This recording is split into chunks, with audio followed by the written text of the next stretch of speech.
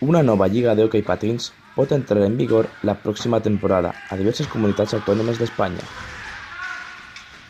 Hoquei bronze serà el seu nom i equivaldria a la categoria segona B de futbol. El motiu: motivar els participants d'aquest esport a seguir jugant i donar més oportunitats a les categories inferiors, ja que existeix una gran bretxa entre l'hoquei professional de primera divisió i les categories autonòmiques.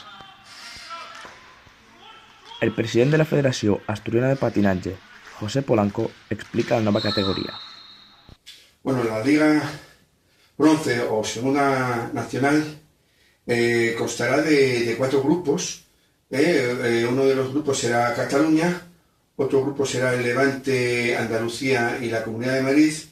El siguiente grupo será Galicia, Asturias y Cantabria. Y por último, el último grupo será País Vasco, Navarra, Aragón y Castilla y León. El beneficio, bajo mi punto de vista, de esta liga será, en un principio, no perder jugadores juveniles, junior y senior que cansados ya de jugar siempre con los mismos, pues terminan dejándolo, ¿no? Y después en lo deportivo, creo que es muy importante el tener una liga intermedia entre la autonómica y la primera nacional. Pues el cambio es muy radical. Entonces yo creo que esto dará deportivamente mucho más aliciente, y cuando lleguen estos equipos a la primera nacional no notarán tanto el cambio.